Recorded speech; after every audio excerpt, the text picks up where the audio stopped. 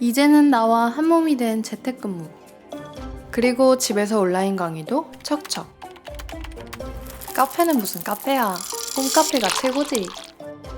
나름 공간 분리도 한다고 했는데 더욱 난잡해 보이는 내 방은 뭐가 문제일까? 공간 분리 안 되는 이 방은 혹시 내 방?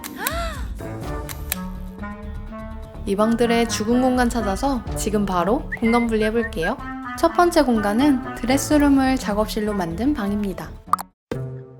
등장부터 예사롭지 않은 핑크 인테리어. 이 공간은 프리랜서의 작업실 겸 방이었는데요. 사연자님은 나름의 일과 삶의 분리를 위해 드레스룸을 작업실로 사용하고 방 안의 공간 분리를 시도했어요.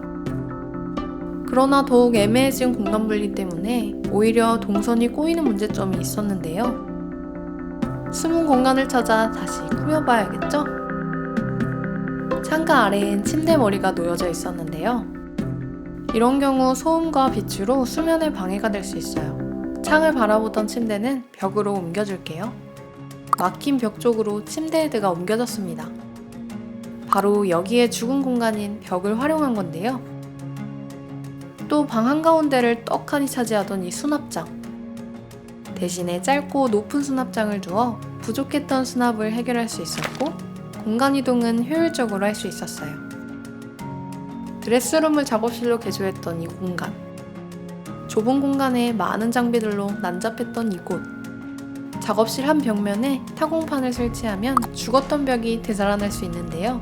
바로 타공판이 벽을 되살리면서 부족했던 수납을 해결할 수 있어 이동하지 않고도 작업에만 집중할 수 있어요. 덕분에 작업 효율 높이는 방이 완성됐네요.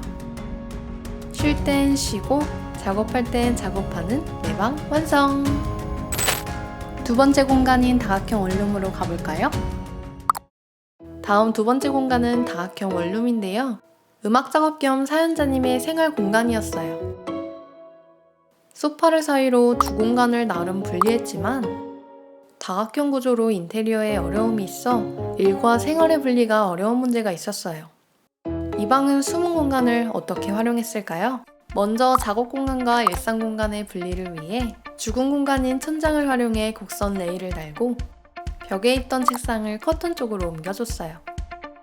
작업 공간이 생활 공간과 분리되어 집중도 있는 작업실이 마련됐어요. 그리고 생활 공간을 살펴보면 밑이 훤히 보여 지저분해 보이는 철제 침대와 큰 부피를 차지하던 옷장이 있었는데요. 가로로 위치한 침대는 수납 침대로 바꾸고 세로로 변경해 레일 커튼 사이로 배치해줄게요. 큰 옷장 대신 세로로 높은 캐비넷을 두었고 옆으로는 벽면에 딱 맞는 수납장을 두었어요.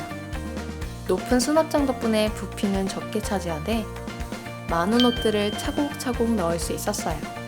남은 벽면 옆과 위쪽엔 여분의 수납장을 두어 남은 벽을 활용하면서도 수납도 챙길 수 있어요. 큰 옷장이 있던 사선벽엔 화장대를 두었는데요. 옷장이 없어지니 화장대를 두기 훨씬 수월했어요. 높은 가구와 어울리지 않던 화장대는 치우고 앉아서 화장할 수 있는 공간이 마련됐어요. 화장대 위 공간도 버리지 않고 활용했는데요. 메모보드를 두어 남은 공간을 활용해 엽서를 붙이거나 할 일을 적어줄 수 있어요. 그렇게 완성된 다각구조의 원룸방입니다. 다음 세 번째 공간은 발코니가 있는 방입니다. 이 방은 디자이너로 일하고 있는 사연자님의 방인데요. 흔하지 않은 호피 무늬 벽지와 자리를 많이 차지하는 앤틱한 옷장, 갑자기 튀어나온 블랙 가구, 짐칸이 되어버린 베란다까지. 이 방의 숨은 공간 지금 바로 찾아볼게요. 우선 앤틱한 옷장은 안방으로 이동해줬고요. 숨은 공간을 찾아 가구를 재배치해볼 건데요. 문 앞에 배치돼 걸리적거리던 침대는 베란다 쪽으로 이동해 방이 보다 넓어 보였고 사용하던 블랙 가구들은 침대 옆으로 이동해 공간을 분리해주는 역할을 하게 됐어요. 블랙 가구와 어울리는 옷장을 옆으로 배치하면 방에 딱 들어왔을 때 큰 옷장이 보이지 않아 시각적으로 더 넓어 보이는 효과가 있어요. 옷장 옆 빈 공간으론 압축봉을 달아 부족한 수납까지 해결했는데요.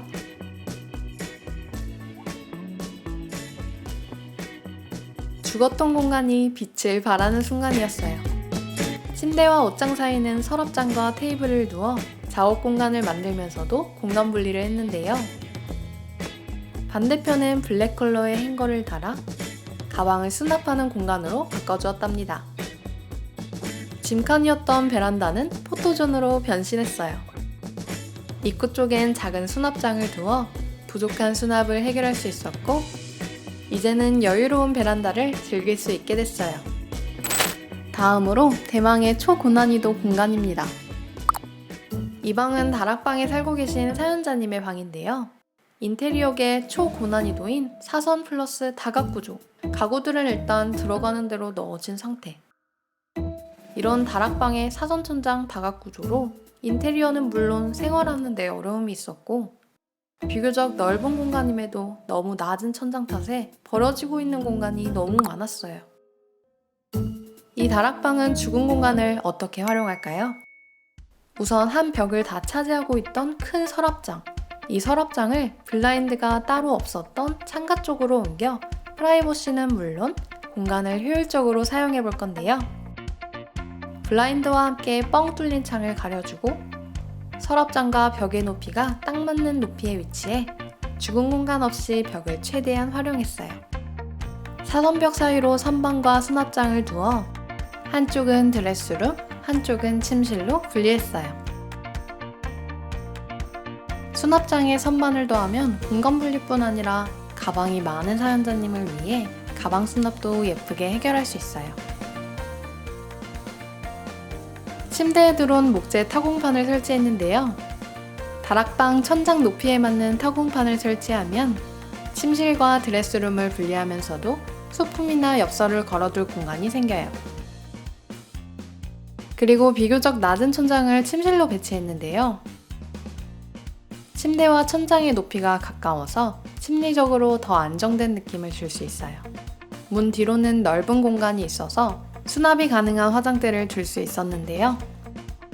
수납은 물론 화장도 할 수 있는 공간이 마련됐어요. 낮은 천장 탓에 사용하기 어려웠던 공간은 벽선반을 이용해 활기를 줄 수 있었는데요. 그렇게 완성된 다락방 인테리어입니다. 지금까지 내 방의 죽은 공간을 활용해 공간 분리한 인테리어를 보여드렸는데요. 여러분은 어떤 방이 가장 마음에 드시나요? 가장 마음에 드는 방을 댓글로 알려주세요. 그럼 우린 다음 치트키에서 만나요. 안녕!